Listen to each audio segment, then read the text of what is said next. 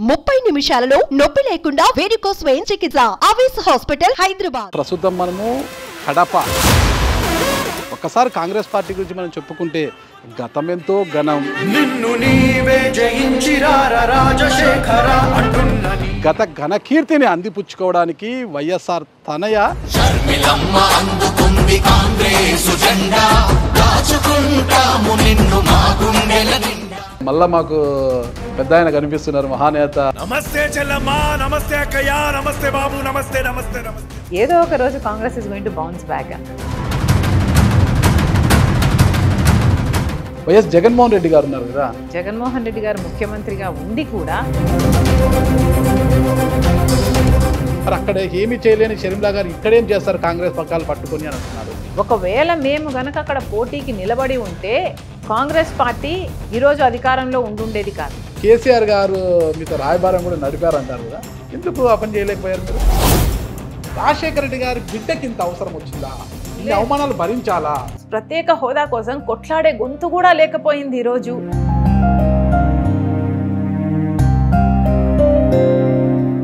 ఆమె ఎలా వారసురాలు అవుతుందని అంటున్నారు కదా వైఎస్ఆర్ కాంగ్రెస్ పార్టీ కొంతమంది. జగన్మోహన్ రెడ్డి గారే అమ్మకు చెప్పిన మాట, నేను ఎంపీ చేస్తాను పాపను అని.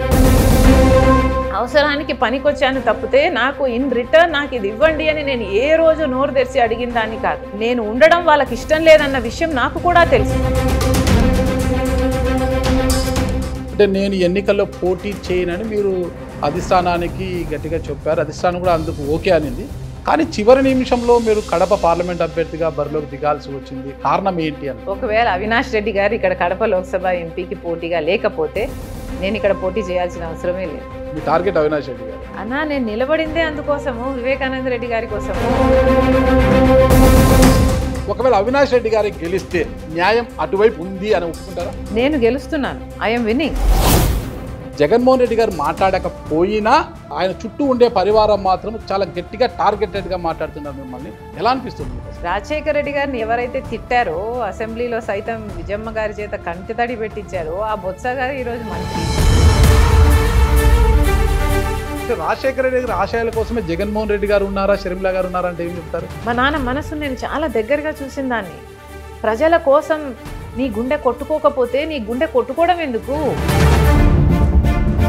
నన్ను ఎంతగా దూషించారు, ఎంతగా అవమానించారు. ఆఖరికి రాజశేఖర రెడ్డి గారి బిడ్డనే కాదు నేను అని విజయమ్మను కూడా అవమానించారు. మరి వారి అమ్మ విజయమ్మ గారు ఎటువైపు ఉన్నారు? బిడ్డ వైపు ఉన్నారా, కొడుకు వైపు ఉన్నారా? మీకు రైటా ఇష్టమా, లెఫ్టా ఇష్టమా? ఇటీవల ఒక ఇంటర్వ్యూలో జగన్మోహన్ రెడ్డి గారు ఒక విషయం చెప్పారు కదా, షర్మిలమ్మ గారిని మిస్ అవుతున్నారంటే షర్మిలమ్మ గారిని నేను మిస్ అవుతున్నాను అనేది ఇప్పుడు అది ట్రోల్ కూడా అవుతుంది. అలాగే మీరు కూడా అన్నాను మిస్ అవుతున్నట్లుగా ఏమైనా అనిపిస్తుందా? He is my blood brother, I definitely miss him.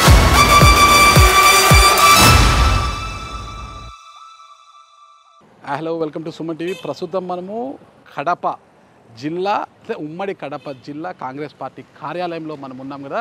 ఇక్కడ చూడొచ్చు వైఎస్ఆర్ నాటి దివంగత ముఖ్యమంత్రి వైఎస్ఆర్ యొక్క విగ్రహం. ఆ విగ్రహం పక్కనే వైఎస్ఆర్ గారి గారాల పట్టి ఆయన తనయ వైఎస్ షర్మిలా గారి యొక్క ఫ్లెక్సీలు కూడా ఉంది.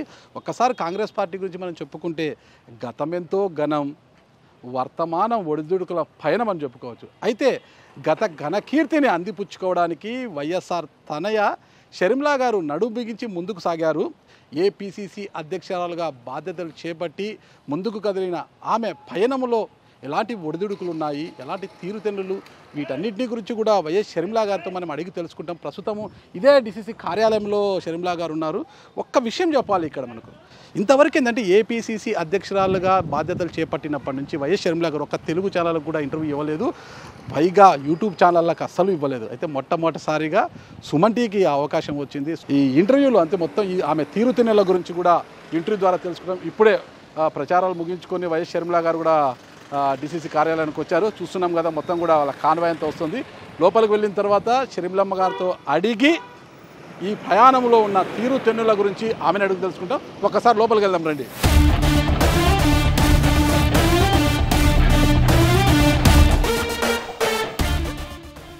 సన్న ఉన్నట్లున్నారు బాగా ఎండకి. మళ్ళా మాకు పెద్ద ఆయన కనిపిస్తున్నారు, మహానేత దివంగత వైఎస్ రాజశేఖర రెడ్డి గారు కనిపిస్తున్నారు కాంగ్రెస్ పార్టీలో. ఎందుకంటే కాంగ్రెస్ పార్టీని రాజశేఖర రెడ్డి గారిని వేరువేరుగా చూడలేమన్నమాట. రెండు అవిభాజ్య కవలలు అంటారు కదా, అలాంటిది. అలా ఆయన అంటే రాష్ట్ర విభజన, ఆ తర్వాత అంటే రాజశేఖర రెడ్డి గారి మరణం ఒకవైపు, రాష్ట్ర విభజన అనేది కాంగ్రెస్ పార్టీకి ఒక పెద్ద శాపంలా మారిపోయింది. అంటే ఎవరు కాపాడలేరు ఇక పార్టీని అన్న తరుణంలో మీరు పగ్గాలు చేపట్టారు. అంటే నాన్నగారి యొక్క చరిష్మ మళ్ళీ కనిపిస్తోంది. ఎలా ఉంది, మీకు ఎలా అనిపిస్తుంది మేడం రాష్ట్రంలో తిరుగుతుంటే? అసలుకి హిస్టరీ రిపీట్స్ ఇట్ సెల్ఫ్ అన్న. రాజశేఖర్ రెడ్డి గారు మొదట పీసీసీ అయింది కూడా 1983లో, 40 సంవత్సరాల క్రితం. అప్పుడు కూడా కాంగ్రెస్ పరిస్థితి చాలా ఘోరంగా ఉండింది. అప్పుడు ఎన్టీఆర్ గారి వేవ్ ఫుల్ స్వింగ్లో ఉండింది. సో ఆ పరిస్థితి నుంచి రాజశేఖర్ రెడ్డి గారు హీ రిజరక్టెడ్ కాంగ్రెస్.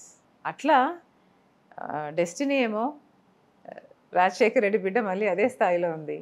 ఏదో ఒక రోజు Congress is going to bounce back అన్న.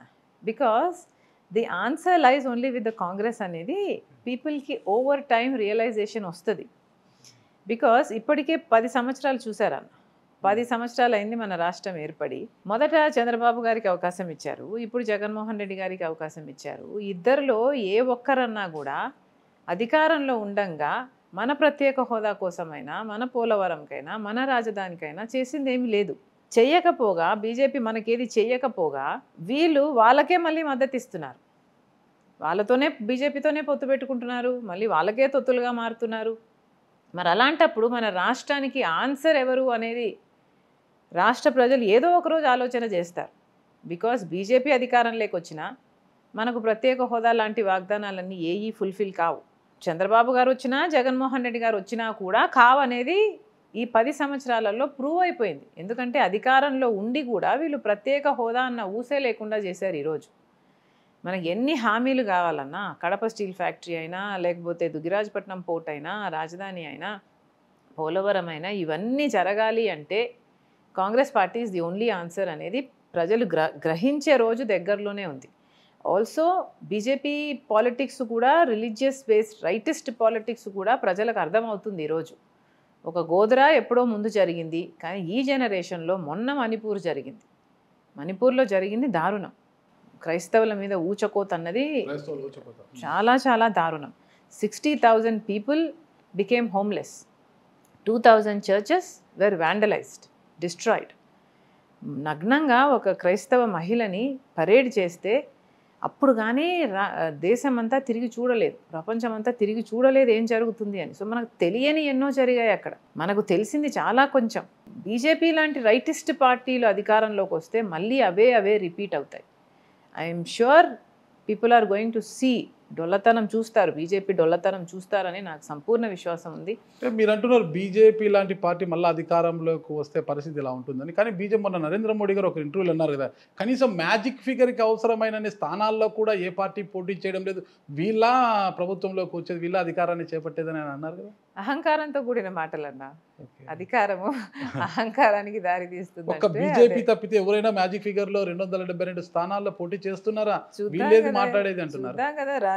భారతదేశం ఈయనకేమి పర్మనెంట్ గా ఎవడు రాసి ఇవ్వలేదు. ఎవరైనా కూడా మీరు అన్నారు ఇప్పుడు ఏపీలో కాంగ్రెస్ పార్టీ అంటే మళ్ళీ హిస్టరీ రిపీట్ అనేసి. కానీ ఇక్కడ హిస్టరీ రిపీట్ కావాలంటే ఇక్కడ ఉన్నది అంటే వైఎస్ఆర్ గారి గారాల పట్టి వైఎస్ఆర్ గారు తనే ఇక్కడ ఉన్నారు. అవతల వైఎస్ఆర్ కాంగ్రెస్ పార్టీ అంటే వైఎస్ఆర్ పేరుతో వైఎస్ఆర్ కాంగ్రెస్ పార్టీలో వైఎస్ జగన్మోహన్ రెడ్డి గారు ఉన్నారు కదా. అంటే మరి ఆయన చరిష్మా ఒకవైపు, రాజశేఖర రెడ్డి గారి చరిష్మాతో వచ్చిన మీరు ఒక, మరి కాంగ్రెస్ పార్టీకి పూర్వం ఎలా వస్తుంది? మొత్తం కాంగ్రెస్ పార్టీ ఓట్ బ్యాంక్ కావచ్చు, నాయకులంతా అటువైపు ఉన్నారు కదా. ఇప్పుడు మీరు చూస్తున్నది ప్రస్తుతం రాజశేఖర రెడ్డి గారు 83లో పగ్గాలు చేపడితే ఇట్ విల్ టేక్ టైం.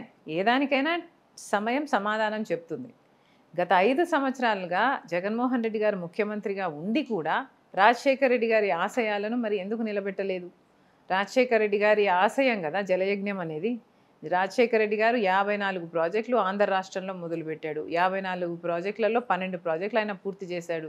మిగిలిన ప్రాజెక్టులు జగన్మోహన్ రెడ్డి గారు నేను అధికారంలోకి వస్తానే పూర్తి చేస్తానన్నాడు. మరి జలయజ్ఞంలో ఎన్ని ప్రాజెక్టులు పూర్తి చేశారు? సగం చేశారా, కాలు చేశారా, 10వ వంతు చేశారా? చూస్తే ఏది చేయలేదు కదా. మరి రాజశేఖర రెడ్డి గారి మార్క్ రాజకీయానికి, జగన్మోహన్ రెడ్డి గారి మార్క్ రాజకీయానికి తేడా లేదు అని ఎలా అంటాం? రాజశేఖర రెడ్డి గారు బీజేపీ పార్టీకి వ్యతిరేకి. అవకాశం దొరికినప్పుడల్లా బీజేపీ పార్టీని ఖండించాడు రాజశేఖర రెడ్డి గారు. ఎందుకంటే గోద్రా విషయమైనా లేకపోతే వాళ్ళ మతతత్వ ఐడియాలజీ రాజశేఖర రెడ్డి గారికి ముందు నుంచి ఎప్పుడూ నచ్చేది కాదు. మతం పేరుతో చిచ్చు పెట్టాలి, అది రాజకీయం చేసుకోవాలి, లేకపోతే మతాన్ని రెచ్చగొట్టాలి. మద్దతు ఇవ్వట్లేదు కదా, నేరుగా మద్దతు టీడీపీ జనసేన పొత్తుల్లో ఉన్నాయి, కానీ వైఎస్ఆర్ కాంగ్రెస్ పార్టీ సింగిల్ గానే పోటీ చేస్తుంది కదా. కళ్ళ గంతలు కట్టుకున్న వాళ్ళకు కనిపించదండి. స్పష్టంగా కామన్ సెన్స్తో ఆలోచించిన వాళ్ళకు చంద్రబాబు గారి పొత్తు బహిరంగ పొత్తు అయితే జగన్మోహన్ రెడ్డి గారి పొత్తు అక్రమ పొత్తు అన్నది 5 సంవత్సరాలుగా రుజువు అవుతూనే ఉంది. ఈ 5 సంవత్సరాలలో ప్రతి బిల్లుకు మద్దతు ఇచ్చారు. ఈ 5 సంవత్సరాలలో బీజేపీ పార్టీ మోడీ అదానీకి ఏది ఇమ్మంటే అది ఇచ్చారు. గంగవరం పోర్టుతో సహా ఏది ఇమ్మంటే అది ఇచ్చారు. రిలయన్స్ వాళ్ళకి ఏది ఇమ్మంటే అది ఇచ్చారు. అసలు వాళ్ళు అడగడమే తరువాయి అన్నట్టుగా బీజేపీ పార్టీతో వ్యవహరించారు జగన్మోహన్ రెడ్డి గారు. అసలు బీజేపీ నాయకులన్నా ఇంకా బీజేపీ పార్టీలో ఉన్నారో లేదో కానీ జగన్మోహన్ రెడ్డి గారు మాత్రం బీజేపీలోనే ఉన్నారు అన్న విధంగా వ్యవహరించారు గత 5 సంవత్సరాలు. మీరేమో ఇలా అంటున్నారు. వైఎస్ఆర్ కాంగ్రెస్ పార్టీ పెద్దలు జగన్మోహన్ రెడ్డి గారు కావచ్చు, సజ్జల గారు ఎవరైనా ఆ రోజు అసలు కేంద్రంలో ఎన్డీఏకి సరిపడా మెజార్టీ లేని పక్షంలో ఒకవేళ 25కి 25 ఎంపీ స్థానాలు వచ్చి మా అవసరం వాళ్ళకుంటే బీజేపీ మెడల్ ఎలా వంచాలో అలా వంచే వాళ్ళమి. ఈరోజు ఆ పరిస్థితి లేదు కాబట్టి తప్పడం లేదు అని అంటున్నారు కదా, మరి దాన్ని ఎలా చూస్తామంటారు? తప్పడం లేదు ఏందండి, మీకు 22 ఎంపీలను ఇచ్చారు ప్రజలు. 22 మా అవసరం కేంద్రానికి లేదు కదా, మా అవసరం కేంద్రానికి లేదు కదా. ఉందా లేదా అన్నది వేరే విషయం అండి. మీరేం చేశారు? 22 మీకేం చెప్పారు? మీరు మాకు ఎంపీలను ఇవ్వండి, మేము మెడల్ వంచుతామని మీరు అన్నారు. అనవసరం. అవతల వాళ్ళకి అవసరం ఉందా లేదా అన్నది అనవసరం. మీకు ఎంపీలను ఇస్తే మీరు ఒకప్పుడు ఏమన్నారు? ముక్కుముడి రాజీనామాలు చేద్దాం చంద్రబాబు రా అని సవాల్ చేశారు కదా మీరు ప్రతిపక్ష నాయకుడిగా ఉన్నప్పుడు. మరి మీరెందుకు రాజీనామాలు చేయలేదు? మీరెందుకు 22 మంది అక్కడ ధర్నాలకు కూర్చోలేదు? మీరెందుకు కొట్లాడలేదు మన ప్రత్యేక హోదా కోసం? మీరెందుకు 22 లోక్సభ ఎంపీలు ఇంకా ఎంతమంది 6 మంది 9 మంది రాజ్యసభ ఎంపీలను ఇస్తే మీరేం చేశారు? మీరేం చేశారండి? ఒక్కసారైనా నిజమైన ఉద్యమం చేశారా? ఢిల్లీ వీధులలో మీరు కూర్చున్నారా? మీరు హంగర్ స్ట్రైకులు చేశారా? మీరు గొడవలు చేశారా? మీరు ధర్నాలు చేశారా? పార్లమెంట్లో మాట్లాడారా? మీరు ఏం చేశారండి అండి? మోదీ షాలను ప్రతిసారి వెళ్ళి పోలవరం గురించి కావచ్చు, ఏపీ డెవలప్మెంట్ కోసం కావచ్చు విన్నవిస్తూనే ఉన్నామని అంటున్నారు కదా. విన్నవిస్తే పనులు అయిపోతాయా అండి? అమ్మ అయితే అన్నం పెట్టమ్మా అంటే పెడతది అమ్మ.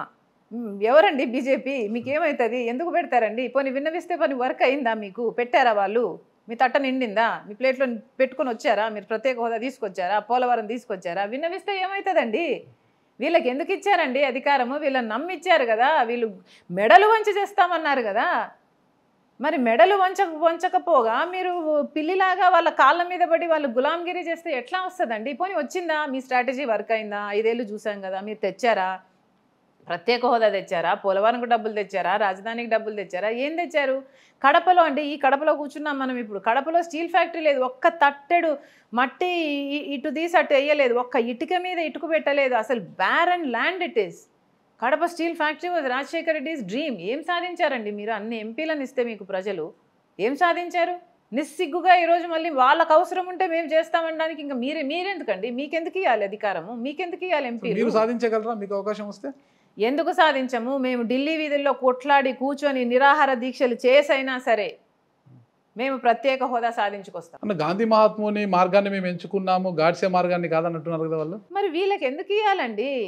గాడ్సే మార్గాన్ని మేము కూడా ఎంచుకోలేదు. మేము కూడా చెప్పట్లేదు. మేము కూడా రైఫిల్ తీసుకోనో లేకపోతే మిషన్ గన్ తీసుకోనో మోడీని గాల్చేస్తామని బెదిరిస్తామని మేము కూడా చెప్పలేదు. మేము యాక్చువల్ గాంధీ వారసులం. ఏం మాట్లాడుతున్నారండి? మేము కూడా వైలెన్స్ లేకుండానే కొట్లాడమని చెప్తున్నాము. ప్రతిపక్షంలో ఉన్నప్పుడు ఎట్లయితదండి?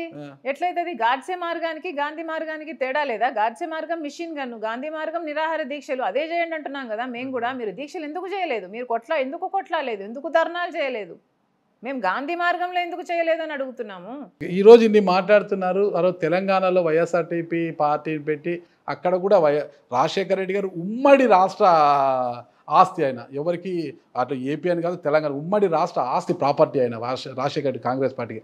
అదే తెలంగాణలో నేను తెలంగాణ కోడలేనంటూ వచ్చిన వైఎస్ షర్మిల గారు అక్కడ ఏమీ చేయలేక మళ్ళా ఇక్కడికి వచ్చి ఇక్కడ ఆడపడుచునంటూ ఇక్కడ ఉన్నారు. మరి అక్కడ ఏమీ చేయలేని షర్మిల గారు ఇక్కడేం చేస్తారు కాంగ్రెస్ పగ్గాలు పట్టుకొని అని అంటున్నారు. కళ్ళు మూసుకొని మేము చూడము, మేము ఇట్లే మాట్లాడతాం అన్న వాళ్ళకి నేనేం చెప్పలేను. బట్ కన్నున్న వాళ్ళకి, తెలంగాణలో ఉన్న వాళ్ళకి స్పష్టంగా అర్థమవుతుంది. రాజశేఖర రెడ్డి బిడ్డ ఆడ వైఎస్ఆర్ తెలంగాణ పార్టీ పెట్టింది కేసీఆర్ అని నియంతను దించడానికి. అదే అజెండాగా మేము పాదయాత్ర చేశాం. 3800 కిలోమీటర్లు పాదయాత్ర చేశాం. ప్రతి చోట ప్రతి ఎమ్మెల్యే అవినీతి గురించి అక్రమాల గురించి లేవనెత్తుతూ మాట్లాడుతూ ప్రతి నియోజకవర్గాన్ని తిరిగాం. ప్రతి చోట అడుగు పెట్టాం. ప్రతి కేసీఆర్ వైఫల్యాన్ని ప్రతి చోట ఎత్తి చూపాం. ఎత్తి చూపుతూ నిరుద్యోగుల కోసం ప్రతి మంగళవారం దీక్షలంటూ చేశాం. బిడ్డల పక్షానైతేనేమి, రైతుల పక్షానైతేనేమి, నిరుద్యోగుల పక్షానైతేనేమి, ఇలా ప్రతి ఒక్క వర్గాన్ని రిప్రజెంట్ చేశాం మేము. యాంటీ ఇన్కంబెన్సీని తారాస్థాయికి తీసుకెళ్ళింది వైఎస్ఆర్ తెలంగాణ పార్టీ. కోయిన్సిడెంటల్గా కాంగ్రెస్ పార్టీ కూడా ఎదగడం మొదలుపెట్టింది. అంతవరకు కాంగ్రెస్ పార్టీ చాలా వీక్గా తెలంగాణలో ఉంటే కోయిన్సిడెంటల్గా అంటే పక్కన రాహుల్ గాంధీ గారి జోడో యాత్ర అయితేనేమి, కర్ణాటకలో కాంగ్రెస్ పార్టీ అధికారంలోకి రావడం అయితేనేమి, రేవంత్ రెడ్డి గారి కృషి అయితేనేమి, ఇవన్నీ జత చేస్తే కాంగ్రెస్ పార్టీ కూడా ఎదగడం మొదలైంది. తీరా ఎలక్షన్లకు వచ్చే డేట్కి Congress party had a serious chance of winning the election. ఒకవేళ మేము ఆ ఎలక్షన్లో పోటీకి దిగితే మేము చీల్చబోయేది కాంగ్రెస్ ఓట్ బ్యాంకే. ఎందుకంటే రాజశేఖర రెడ్డి గారి అభిమానులు, మీరు అన్నట్టు Congress is not inseparable from YSR. అలాంటప్పుడు మేము అక్కడ పోటీ చేస్తే మేము చీల్చబోయేది naturally it's going to be Congress vote bank. మేము సాక్షిగాని మట్టి పట్టుకొని ప్రమాణం చేశారు. Let me completed. నేను అక్కడ బిడ్డను, నేను అక్కడ మెట్టినీళ్ళు నాకది, అది నేను ఇప్పటికీ కూడా కాదంటం లేదు. కానీ ఒక ఆడదానికి బాధ్యత మెట్టినింటి పట్ల ఎంత ఉంటుందో పుట్టినింటి పట్ల కూడా ఉంటుంది. ఒక ఆడది అన్నాక ఒక తల్లి, ఒక భార్య, ఒక చెల్లి, ఒక అక్క, ఇలాంటి మెనీ డ్యూటీస్ ఉంటాయి ఒక స్త్రీ అన్నాక. ఆ డ్యూటీలో భాగం నేను అక్కడ చేశాను, ఇక్కడ చేశాను. బట్ నేను చెప్పాలనుకుంటున్నది ఏంటంటే, ఒకవేళ మేము గనక అక్కడ పోటీకి నిలబడి ఉంటే కాంగ్రెస్ పార్టీ ఈరోజు అధికారంలో ఉండుండేది కాదు. కాంగ్రెస్ పార్టీ అధికారంలోకి వచ్చింది అంటే మేము we didn't play the spoil sport. అది మేము చేసిన త్యాగం, నేను చేసిన త్యాగం. అంత పాదయాత్ర చేసి అంత యాంటీ ఇన్కంపెన్సీ క్రియేట్ చేసి కూడా మేము పోటీ చేస్తుంటే కనీసం 10-15 వేల ఓట్లు మేము లాగేసుకుని ఉంటే కాంగ్రెస్ పార్టీకి చాలా డ్యామేజ్ జరిగేది. కానీ మేము పెద్ద మనసు చేసుకొని అది చేశాం కాబట్టి ఇప్పుడు ఒక నియంత లేడు అక్కడ. కేసీఆర్ దిగిపోయాడు అంటే దానికి కారణం మేము యాంటీ ఇన్కంపెన్సీ క్రియేట్ చేశాం. మేము అవసరమైనప్పుడు పోటీ నుంచి తప్పుకున్నాం. తీరా అక్కడ మా పని అయిపోయింది. కేసీఆర్ని దించాం. అక్కడ I was very very successful. YSR Telangana was most successful in this agenda. అక్కడ ఒక నియంత్రణ దించాక అవును, వై నాట్? అంటే పాలేరు మట్టి సాక్షిగా అంటూ పాలేరు మట్టి పట్టుకుని మరి ప్రమాణం చేసేది, పాలేరు నుంచే మీ బిడ్డ పోటీ చేస్తుంది, పాలేరు మట్టి సాక్షిగా చెప్తున్నా. ఆ పర్టికులర్ టైంలో అది కరెక్టు కాబట్టి పాలేరు నుంచి పోటీ చేద్దాం అనుకున్నాను. కానీ పోటీకి దిగితే నేను కాంగ్రెస్ కొట్టుకుంటాము, మధ్యలో కేసీఆర్ మనిషి గెలుస్తాడు, ఎవరికి లాభం? కాంగ్రెస్ పార్టీ రాజశేఖర రెడ్డి గారు వేరు కాదు. కాంగ్రెస్ పార్టీ అంటే రాజశేఖర రెడ్డి గారి ఆశయాలను బతికించాలి తెలంగాణలో అంటే మిమ్మల్ని మీరు దహించుకొని మీరు ఎన్నికలు కోదని తప్పించుకున్నామంటారా? తప్పించుకోవడం కాదండి, ఇది త్యాగం చేయడం. త్యాగం చేశారు. ఇది త్యాగం చేయడం అంటే మీరు ఒకటి గమనించండి అన్న, నేను ఆడదాన్ని కాబట్టి, మహిళను కాబట్టి ఇది చేయగలిగాం. నా ప్లేసులో వైఎస్ఆర్ తెలంగాణ పార్టీని హెడ్ చేస్తున్నది ఒక మగవాడు అయ్యింటే ఈ త్యాగం చేయకపోయేవాళ్ళు. ఖచ్చితంగా ఒక తల్లి మాత్రమే ఈ త్యాగం చేయగలదు, ఒక ఆడది మాత్రమే ఈ త్యాగం చేయగలదు. 3800 కిలోమీటర్లు పాదయాత్ర చేశాను నేను, రోడ్ల మీదనే బతికాను. పాదయాత్ర వైఎస్ఆర్ గారు తనే కాబట్టి త్యాగం చేశారనుకోవచ్చా? ఒక మహిళ మాత్రమే ఇది చేయగలదండి. ఇంత త్యాగం చేసి ఎంత ఆ రోజు మాకు కలిగిన ఆవేదన ఎంత ఎంత తారాస్థాయిలో ఉన్నా కూడా మేము తలొగ్గి ఇది చేశాము అంటే దానికి కారణము మళ్ళీ ఒక కేసీఆర్ అనే నియంత ముఖ్యమంత్రి కాకూడదు అని. ఒక చిన్న నాకున్న సమాచారం ఒకటి మేడం, పాలేరుతో పాటు మరో 25 అసెంబ్లీ నియోజకవర్గాల్లో మీ పార్టీ అభ్యర్థులని బరిలోకి దింపితే పార్టీ ఎన్నికల ఖర్చంతా మేమే భరిస్తాము, ఫండింగ్ కూడా ఇస్తామని కేసీఆర్ గారు మీతో రాయబారం కూడా నడిపారంటారు కదా, ఎందుకు ఆ పని చేయలేకపోయారు మీరు? చెప్తున్నా కదండి, ఎన్ని ప్రలోభాలకు గురి చేసినా కూడా మేము నిలబడితే, మేము పోటీ చేస్తే మళ్ళీ కేసీఆర్ అన్న నియంత అధికారంలోకి వస్తాడు, అది జరగకూడదు. కాంగ్రెస్ పార్టీ అయితేనే ఆ ప్రజలకు మంచిది, మళ్ళీ ఒక కాళేశ్వరం ATM లాగా తయారు కాకూడదు, మళ్ళీ ఒక నియంత అధికారంలోకి రాకూడదు అని మేము నిర్ణయించుకొని గట్టిగా త్యాగం చేశాం. కాబట్టే ఈరోజు రాజశేఖర రెడ్డి బిడ్డకి ఈ గౌరవం ఉంది, ఈ తృప్తి కూడా ఉంది. ఆ రాయబారం వచ్చిందా మేడం మీకు? పాలేరుతో పాటు 25 నియోజకవర్గాల్లో మీరు పోటీ బరిలోకి దిగితే డీటెయిల్స్ వద్దంటారా? నేను ప్రలోభాలకు లొంగలేదు. ఓకే ఓకే, ప్రలోభాలకు లొంగ ఒక మహిళ అంటున్నారు. ఒక మహిళగా ఇటు ఏపీలోను అటు తెలంగాణలోను వేల కిలోమీటర్ల పాదయాత్ర చేసి ఒక ప్రపంచ రికార్డును మీరు సృష్టించారు. ఆ ప్రపంచ రికార్డుని మళ్ళా బద్దలు కొట్టాలంటే భారతదేశంలో మరొక మహిళ కూడా కనిపించడం లేదు మాకు. కానీ అంత రికార్డును సాధించి అంత గొప్ప ఘనకీర్తిని సాధించుకున్నారు. అంటే రాజకీయంగా అంత మైలేజ్ వచ్చిందంటారా మీకు? అసలుకి 2 రాష్ట్రాల్లో కూడా వేల కిలోమీటర్లు తిరిగిన ఏకైక మహిళ మీరు. ప్రతిదీ రాజకీయం కాదు. మనం చేసే ప్రతి కార్యము ఒక లాభానికి చేసేది కాదు. అసలు నేను మొదటి పాదయాత్ర చేసిందే నా లాభాని కోసం కాదు. మా అన్న జైల్లో ఉన్నాడు కాబట్టి ఆయన కోసం ఆయన పార్టీ నిలబెట్టాల్సిన బాధ్యత ఉంది కాబట్టి, నిలబెట్టాల్సిన అవసరం ఉంది ఆ రోజు కాబట్టి, నిలబడి గట్టిగా నిర్ణయించుకొని చేయాల్సిందే అని చేసింది. అలాగే మనం జీవితంలో అన్నీ ఒక లాభం ఆశించే చెయ్యమని చెప్తున్నా. సో డజంట్ మ్యాటర్ దాని ఫలితం వచ్చిందా లేదా అన్నది పక్కన పెడితే మనం కరెక్ట్ చేసాం, మనం ఒక మంచి పని చేసాం అన్న తృప్తి అయితే ఉంది. తెలంగాణలో పాదయాత్ర మనం అది కూడా అంతే అండి. ఒక నియంత్రణ దించడానికి, కేసీఆర్ వైఫల్యాలను ఎండగట్టడానికి, ప్రతి నియోజకవర్గంలో ఎమ్మెల్యేల అవినీతిని జనాలకు చూపించడానికి చేసిన పాదయాత్ర. And I was most successful in it. ఏపీలో సక్సెస్ సాధిస్తాము అన్న నమ్మకం మీకుందా? డెఫినెట్గా నేను ఇందాక స్టార్ట్ చేసిందే ఇక్కడ నుంచి. రాజశేఖర్ రెడ్డి గారు ఎక్కడైతే 1983లో లాంచ్ ప్యాడ్గా ఆయన ఛాలెంజ్గా తీసుకొని కాంగ్రెస్ పార్టీని తీసుకొచ్చాడో, రాజశేఖర రెడ్డి బిడ్డ కూడా కాంగ్రెస్ పార్టీ పిసిసి పగ్గాలు చేపట్టింది కూడా అదే లక్ష్యంతో. ఏదో ఒక రోజు కాంగ్రెస్ పార్టీ ఆంధ్ర రాష్ట్రంలో అధికారంలోకి రాబోతుంది. అసలు ఇవన్నీ అవసరమా? వైఎస్ఆర్ గారి యొక్క తనయ షర్మిలా గారికి ఇవన్నీ అవసరమా? హ్యాపీగా మంచి లైఫ్ లీడ్ చేయకుండా అసలు వైఎస్ఆర్ గారి గుండెలపైన తన గారాలు పట్టి మీరంతా ఎంతో పాప అనేసి మిమ్మల్ని ఎంతో ముద్దుకు చూసుకునేవారు. ఆయన గుండెలపైన చాలా ఆనందంగా పెరిగిన మీరు ఇటు ఎండల్లో టెండల్లో తిరుగుతూ రాష్ట్ర ప్రయోజనాల కోసమైతేమి, న్యాయం కోసమైతేమి ఈరోజు జోల పెట్టి అడిగే పరిస్థితి వచ్చింది కదా. ఎలా ఉంది అసలుకి? రాజశేఖర రెడ్డి గారైనా కనీసం పైనుంచి చూస్తే డైజెస్ట్ చేసుకోగలడా ఇది? తన ముద్దుల కుమార్తె ఇలా ఎండలో తిరగడం ఏంటి, న్యాయం కోసం అర్థించడం ఏంటి, అసలు నా బిడ్డైనా ఇలా రోడ్ల మీద తిరిగేది అని ఒక ఆవేదన ఉంటుంది కదా ఆయన ఎక్కడున్నా కూడా. ఉంటుందండి, డెఫినెట్గా ఉంటుంది. తెలంగాణలో పార్టీ పెట్టడము అవసరమని అప్పుడు ఎందుకు అనిపించింది అంటే, అప్పుడున్న కండిషన్స్లో తెలంగాణలో KCR was the only option. రెండోసారి కేసీఆర్ ఎన్నికయ్యారు అంటే ఆ సర్వేలు వెళ్ళి చూస్తే అసలు ఆల్టర్నేటివ్ లేకపోయింది కాబట్టి కేసీఆర్ మళ్ళీ రెండోసారి అధికారంలోకి వచ్చారు. ఆయన చేసిన మంచి పనుల వల్ల కాదు. కానీ అక్కడ ఒక ఆల్టర్నేటివ్ ఉండాలి, మళ్ళీ కేసీఆర్ అధికారంలోకి రాకూడదు, ఈ నియంత దిగిపోవాలి, కాళేశ్వరం లాంటి మిస్టేక్స్ మళ్ళీ రిపీట్ అవ్వకూడదు అని గట్టిగా నిర్ణయించుకొని తీసుకున్న డెసిషన్ వైఎస్ఆర్ తెలంగాణ పార్టీని స్థాపించడం.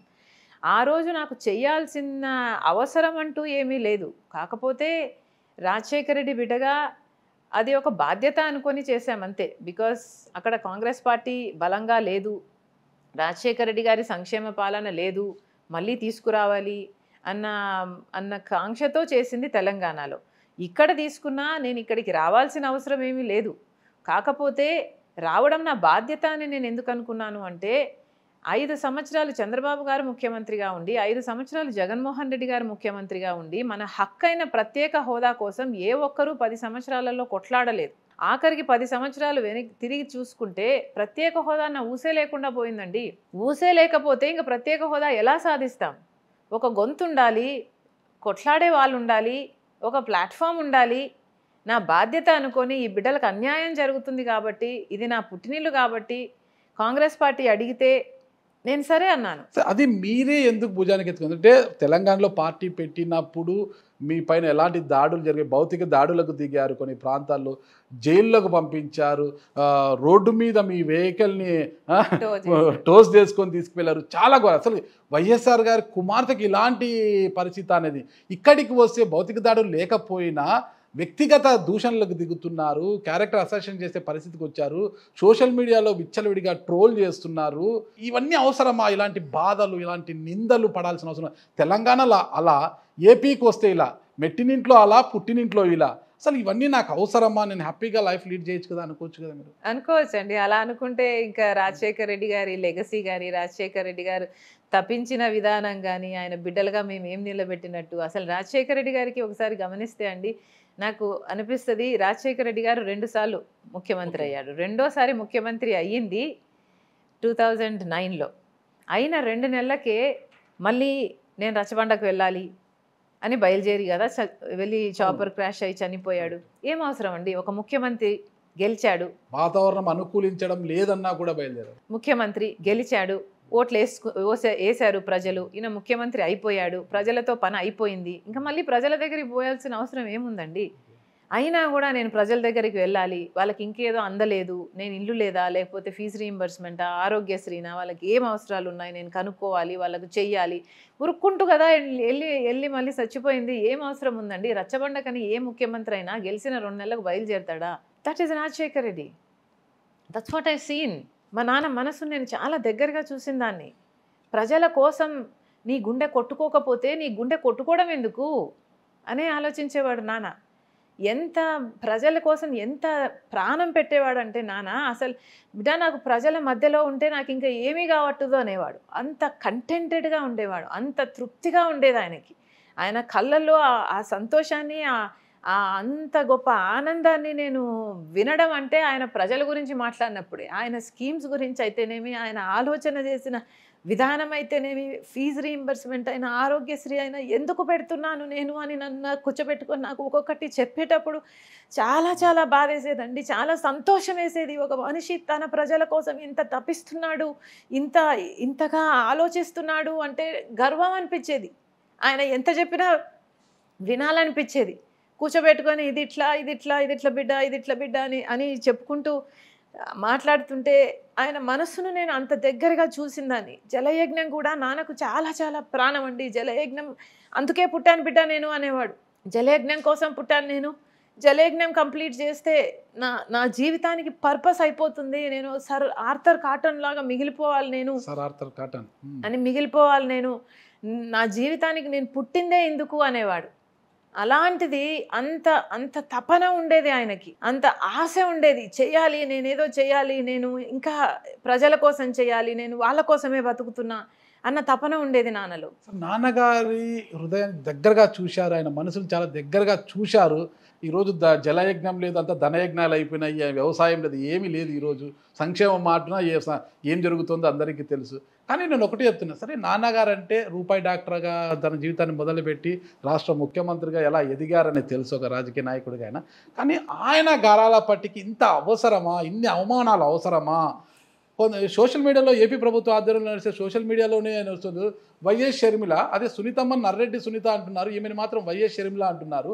వైఎస్ షర్మిల ఎలా అవుతుంది ఈమె అంటూ ఆ విధంగా కూడా కించపరుస్తున్నారు. ఇంకా వాళ్ళ సోషల్ మీడియాస్లోనే చాలా దారుణంగా కూడా మీద ట్రోల్ చేస్తున్నారు, మీరు కూడా చూస్తున్నారనమాట. రాజశేఖర రెడ్డి గారి బిడ్డకి ఇంత అవసరం వచ్చిందా? అవమానాలు భరించాలా? లేదు, మీరు అన్నట్టు నాకు అవసరం లేదు, నేను హ్యాపీగా లైఫ్ లీడ్ చేయగలను. కాకపోతే నాన్న మనసును నేను అంత దగ్గరగా ఎరిగిన దాన్ని. తెలంగాణలో పార్టీ పెట్టినా, నేను ఇక్కడ కాంగ్రెస్ పార్టీలో చేరి ఇక్కడికి వచ్చినా, ఈ బిడ్డల పట్ల నాన్నకు ఎంత తపన ఉండేది, ఎంత చెయ్యాలని ఆయనకు ఆశ ఉండేది. కనీసం ఈ బిడ్డల పక్షాన కనీసం ప్రత్యేక హోదా కోసం కొట్లాడే గొంతు కూడా లేకపోయింది. ఈరోజు ఎవరు కొట్లాడకపోతే ప్రత్యేక హోదా అసలు రాదు. అసలు ఆంధ్ర రాష్ట్రానికి చెప్పుకోదగ్గ రాజధాని ఇది మాది, తలెత్తుకొని చెప్పుకోదగ్గ రాజధాని లేదు. ఇవన్నీ జరగాలి అంటే ఎవరో ఒకరు ధైర్యం చేయాలండి, నేనే చేయాల్సిన అవసరం లేదు. వాస్తవం, రాజశేఖర రెడ్డి గారి బిడ్డగా మీరు మాట అంటున్నారు. కానీ వైఎస్ఆర్ కాంగ్రెస్ పార్టీ కొంతమంది పెద్దలు ఏమంటున్నారు, వైఎస్ రాజశేఖర రెడ్డి గారి ఆస్తులకు మాత్రమే వైఎస్ షర్మిల గారు వారసురాలు అవుతారు తప్పితే రాజకీయ వారసురాలు కాదు. రాజకీయ వారసురాలు ఒకరే ఉంటారు, అది జగన్మోహన్ రెడ్డి గారి. ఆమె ఎలా వారసురాలు అవుతుందని అంటున్నారు కదా వైఎస్ఆర్ కాంగ్రెస్ పార్టీ కొంతమంది పెద్దలు. అవసరం లేదండి, నాకు రాజకీయాలు కావాలని నేను ఎప్పుడూ అనుకోలేదు. నేను రాజకీయాలు నాకు అసలు జీవితంలో నాకు ఎప్పుడు అంబిషనే లేదు. జగన్మోహన్ రెడ్డి గారు నేను చేసుకుంటాను రాజకీయాలు అంటే సంతోషంగా చేసుకో అని నేను ఎప్పుడు నోరు తెరిచి నాకు ఇది కావాలి అని అడిగిన దాన్ని కాదు. పాదయాత్ర చేయమంటే చేశాను, సమైక్యాంధ్ర చేయమంటే చేశాను, ఓదార్పు యాత్ర తెలంగాణలో చేయమంటే చేశాను, బాయ్ బాయ్ బాబు క్యాంపెయిన్ చేయమంటే చేశాను. వాళ్ళకు అవసరం వచ్చినప్పుడల్లా నేను అవసరానికి పనికొచ్చాను తప్పితే నాకు ఇన్ రిటర్న్ నాకు ఇది ఇవ్వండి అని నేను ఏ రోజు నోరు తెరిచి అడిగిన దాన్ని కాదు. జగన్మోహన్ రెడ్డి గారే అమ్మకు చెప్పిన మాట, నేను ఎంపీ చేస్తాను పాపను అని. జగన్మోహన్ రెడ్డి గారు అమ్మకి ఇచ్చిన మాటను పట్టుకొని అమ్మ ఆయనను అడుగుతూ వచ్చింది తప్పితే నేను ఏ రోజు ఒక్క రోజు కూడా నేను ఇది కావాలి నాకు, ఈ పదవి కావాలి, ఈ పోస్ట్ కావాలి, ఈ టికెట్ కావాలి అని ఏ రోజు నేను అడిగిన దాన్ని కాదు. ఎందుకంటే నేను ఉండడం వాళ్ళకి ఇష్టం లేదన్న విషయం నాకు కూడా తెలుసు. ఎందుకు ఇష్టం లేదు? మీరు కుమార్తె కదా, రాజశేఖర రెడ్డి గారు, జగన్మోహన్ రెడ్డి గారు ఎంతో మీరు అంతే కదా. చెప్పాలంటే ఒక మెట్టు మీపైనే ఎక్కువ ప్రేమ ఉండేది రాజశేఖర రెడ్డి గారికి అంటారు. అదందరికీ తెలిసిన విషయమే. అనవసరం అండి, వాళ్ళకి ఇష్టం లేదు, fine, okay fine. Jaganmohan Reddy గారి ముఖ్యమంత్రి అయ్యాక రాజశేఖర్ రెడ్డి గారి ఆశయాలన్నీ నిలబెట్టే అవకాశం వచ్చింది, కానీ నిలబెట్టలేదే అన్నదే నా బాధ. రాజశేఖర్ రెడ్డి గారు నాకు ఇష్టం లేదా, ఇక్కడ వదిన గారికి ఇష్టం లేదా? అనవసరం అండి, వాళ్ళిద్దరు వేరు వేరని ఎందుకు అనుకోవాలి? వాళ్ళిద్దరు పెళ్లి చేసుకున్నారు, వాళ్ళిద్దరు భార్యాభర్తలు. మీరు మీ భార్య ఒకటైనట్టు వాళ్ళు వాళ్ళు ఒకటి. అన్న మనసు వేరు, వదిన మనసు వేరే ఉంటది కదా. అవసరం లేదండి, రాజకీయాల్లో అవసరం లేదు. అన్నకి ఇష్టం లేదా, వదిన గారికి ఇష్టం లేదా? ఇక్కడ గొడవ అన్నతోనా వదినతోనా? అనవసరం అండి, we don't have to get in to the details. The point is, Rajasekhar Reddy గారి తపనను ఎరిగి నేను ఈరోజు ఆంధ్ర రాష్ట్రంలో ఈరోజు ప్రత్యేక హోదా కోసం ఎవరు కొట్లాడే వాళ్ళు లేరు. ప్రత్యేక హోదా కోసం జగన్మోహన్ రెడ్డి గారు ఎంతో చేస్తారనుకున్నా, నేను ప్రత్యేక హోదా వస్తుంది అనుకున్నాం. అలాంటిది చెయ్యలేదు. ఒక గొంతు ఉండాలి, కొట్లాడే వాళ్ళు ఉండాలి అనుకొని వచ్చాను. నన్ను ఎంతగా దూషించారు, ఎంతగా అవమానించారు. ఆఖరికి రాజశేఖర రెడ్డి గారి బిడ్డనే కాదు నేను అని విజయమ్మను కూడా అవమానించారు. వాళ్ళ కోసం పాదయాత్ర చేసిన రోజున నేను వైఎస్ షర్మిలారెడ్డినే. వాళ్ళ కోసం నేను బాయ్ బాయ్ క్యాంపెయిన్ నడిపిన రోజున నేను వైఎస్ షర్మిలారెడ్డినే. నా ఫోటోలన్నీ పెద్ద పెద్దగా వచ్చాయి సాక్షిలో కూడా. వాళ్ళ కోసం చేస్తే మాత్రం నేను వైఎస్ షర్మిలారెడ్డినా? నేను కాంగ్రెస్ పార్టీలో ఉండి చేస్తే మాత్రం అసలు నేను రాజశేఖర రెడ్డి బిడ్డనే కాదా? వాళ్ళెవరండి డిసైడ్ చేయడానికి? My dad lives here, my dad lives in me, all over me. అజ్ఞానులండి, వాళ్ళకి ఎంత చెప్పినా. రాజశేఖర రెడ్డి గారి ఆశయాల కోసమే జగన్మోహన్ రెడ్డి గారు ఉన్నారా, షర్మిల గారు ఉన్నారా అంటే ఏం చెప్తారు? ఇద్దరము ఉండొచ్చు అంటున్నాను, కానీ ఇద్దరు ఉండొచ్చు. ఇద్దరు వేరు వేరు పార్టీలో ఉన్నప్పుడు ఎలా సాధ్యం అవుతుంది అంటారు? తెలియదు. You should work it out. Me ideologies కరెక్ట్గా లేవని మీరు కాంప్రమైజ్ అయ్యారు ప్రత్యేక హోదా పట్ల అని నేను కాంగ్రెస్లో చేరటం జరిగింది. మీకున్న ప్లాట్ఫామ్తో మీరు ఢిల్లీలో కొట్లాడి నిజంగా ఉద్యమాలు చేసి ప్రత్యేక హోదా కోసం సాధించకపోయినా కూడా మీరు కొట్లాడి ఉండుంటే ప్రజలకు ఒక కాన్ఫిడెన్స్ వచ్చి ఉండేది. మా అవసరం లేకుండా పోయేది. నేను వచ్చే అవసరమే లేదు, కానీ మీరు అది చేయలే కదా, మీరు కాంప్రమైజ్ అయ్యారు, అందుకే మీరు వచ్చారు. అవును. ఈరోజు వైఎస్ షర్మిల గారు ఏపీసీసీ అధ్యక్షురాలుగా చేపట్టిన తర్వాత ఆమె తీసుకునే ప్రతి అడుగు కూడా చంద్రబాబు గారి యొక్క ఇంటి నుంచి వస్తున్న డైరెక్షన్ ప్రకారం నడుస్తున్నారు. చంద్రబాబు చేతిలో వైఎస్ షర్మిల ఒక కీలు బొమ్మగా మారిపోయారు. అసలు ఇక్కడ టీడీపీని గెలిపించడానికే వైఎస్ షర్మిల గారిని ఏపీకి పంపించారు. ఇందుకు రేవంత్ రెడ్డి గారు, సునీల్ కనుగోలు గారి యొక్క పథకరచన ఇదంతా కూడా అసలు అంతకుముందు ఏపీలోకి అడుగు పెట్టనన్న షర్మిల గారిని మళ్ళా ఉన్నట్టుండి ఎందుకు ఇక్కడికి పంపించారు ఏపీలోకి, ఏపీసీసీ అధ్యక్షులుగా బాధ్యతలు ఇచ్చి? ఇదంతా కూడా షర్మిల గారు ఇక్కడ రావడం వల్ల వైఎస్ఆర్సీపీ ఓట్లలో చీలిక తెచ్చి వైఎస్ఆర్సీపీ ఓటమికి కారకురాలు అవుతుంది. తద్వారా టీడీపీ అంటే కూటమి మళ్ళీ అధికారంలోకి వచ్చే అవకాశం ఉంటుంది కాబట్టి ఈ పథక రచన అంతా చేసి పంపించారని అంటున్నారు వైసీపీ వాళ్ళు. అన్న, పని చేసే వాళ్ళు వాళ్ళ పని గురించి, వాళ్ళ పనితనం గురించి, వాళ్ళు చేసిన పని గురించి, వాళ్ళు చెయ్యబోయే పని గురించి చెప్తారు. ప్రజలకు పని చెయ్యని వాళ్ళు చెప్పుకోదగ్గ విషయాలు లేనప్పుడు ఇలాంటివన్నీ కూర్చొని కల్పించుకొని, హెలూసినేషన్ అంటారే, ఇమాజినేషన్స్లో వాళ్ళకు వాళ్ళు కల్పితాలు చేసుకొని చెప్పే మాటలు ఇవి. ఒక్క మాటలో కూడా వాస్తవం లేదు. నేను చంద్రబాబు గారి కోసం ఎందుకు పని చేయాలి? ఆయన చేతిలో నేను ఎందుకు కీలుబొమ్మ అవ్వాలి? నాకు ఏం లాభం? తెలంగాణ సీఎం రేవంత్ రెడ్డి గారు గతంలో ఆ స్కూల్ నుంచి వచ్చిన అతను రేవంత్ రెడ్డి గారి ద్వారా ఇదంతా చంద్రబాబు నాయుడు నడిపిస్తున్నారు. రేవంత్ రెడ్డి గారు ఒక రాష్ట్ర ముఖ్యమంత్రి అండి. ఎలాగైతే జగన్మోహన్ రెడ్డి గారు ఒక రాష్ట్ర ముఖ్యమంత్రో రేవంత్ రెడ్డి గారు ఒక రాష్ట్ర ముఖ్యమంత్రి. ఇప్పుడు జగన్మోహన్ రెడ్డి గారు ఒకరి చేతిలో కీలుబొమ్మ అయ్యారు అంటే జగన్మోహన్ రెడ్డి గారు ఒప్పుకుంటారా? ఒక రాష్ట్ర ముఖ్యమంత్రి, that's not how they function అండి. ఒక రాష్ట్ర ముఖ్యమంత్రి ఆయన హోదా ఆయనకి ఇయ్యండి. ఆయనకి ఏ అవసరం లేదు చంద్రబాబు గారితో. చంద్రబాబు గారు ఇక్కడ ముఖ్యమంత్రి కూడా కాదు. చంద్రబాబు గారు ఆల్మోస్ట్ ఆయన రక్షించుకోవడానికి కష్టమై జైలుకి వెళ్ళిన వాడు. ఆయన మాట వినాల్సిన అవసరం రేవంత్ రెడ్డికి లేదు. రేవంత్ రెడ్డి ఈజ్ కీలుబొమ్మ కాదు చంద్రబాబుకి. అంటే రేవంత్ రెడ్డి గారు చంద్రబాబు నాయుడు గారు గురువు గారు కదా, గురువుకి గురుదక్షిణ ఇవ్వాలనుకున్నారు అనేసి చాలా జీవితంలో చాలా దశల వారీగా ప్రయాణం జరుగుతుంది. ఎవరి జీవితమైనా ఒకసారి ఒక మనిషికి ఒకరితో అసోసియేషన్ ఉంది కదా అని ఆ మనిషితో నువ్వు కీలుబొమ్మ వేయావు అంటే అది ఎట్లా కుదురుతుందండి? రేవంత్ రెడ్డి బయటకు వచ్చి ఎప్పుడయింది? రేవంత్ రెడ్డి బయటకు వచ్చి ఎక్కడ చేరాడు? చంద్రబాబు ఎక్కడున్నాడు? ఆంధ్రాలో ఉన్నాడు, ఆయన తెలంగాణలో ఉన్నాడు, ఆయన కాంగ్రెస్ పార్టీకి కష్టపడ్డాడు, ఆయన కాంగ్రెస్ పార్టీని అధికారంలోకి తీసుకొచ్చాడు, ఆయన ఒక రాష్ట్ర ముఖ్యమంత్రిగా ఉన్నాడు. ఆయనను పట్టుకొని మీరు చంద్రబాబు కీలుబొమ్మ అంటే ఏం మాట్లాడుతున్నారండి? ఫండింగ్ అంతా కూడా చంద్రబాబు నాయుడు గారు చేస్తున్నారని విమర్శలు ఎందుకు చేస్తాడండి? నేను చంద్రబాబు గారికి ఓటు బ్యాంకుకు కూడా గండి కొడతా. నేను ఇక్కడ టీడీపీని వైసీపీని కొడితే కదా నేను ఇక్కడ కడపలో నేను ఎంపీగా గెలిచేది. కరెక్ట్. షర్మిలమ్మ గారు వచ్చినప్పటి నుంచి వైఎస్ జగన్మోహన్ రెడ్డిని టార్గెటెడ్ గా మాట్లాడుతున్నారు తప్ప చంద్రబాబు నాయుడు గారిని ఈ రోజు మాట్లాడలేదు అంటున్నారు. Of course not. నేను చంద్రబాబు గారిని కూడా ఆయన పొత్తు పెట్టుకున్నందుకు ఈ రోజుకు తిడుతున్నా. ఆయన ప్రత్యేక హోదా కోసం ఏమీ చేయనందుకు ఈ రోజు తిడుతున్నా. అమరావతిని కాస్త సింగపూర్ను చేస్తానని భ్రమలో బ్రతికించి అమరావతిని చేసినందుకు చంద్రబాబు నాయుడు ప్రతి మీటింగ్లో తిడుతూనే ఉన్నాం నేను. కాకపోతే అధికారంలో ఉన్న పక్షాన్ని వైఫల్యాలు ఎక్కువ ఉంటాయి obviously, because this is the most recent period. కాబట్టి ఆబ్వియస్లీ నేను ఎక్కువ మాట్లాడడము పాలక పక్షం గురించి మాట్లాడతానేమో, which happens to be YCP. పాలక పక్షం కన్నా అన్నను టార్గెట్ చేస్తూ జగన్మోహన్ రెడ్డి గారిని ఎక్కువగా టార్గెట్ ఏం అవసరం ఉందండి?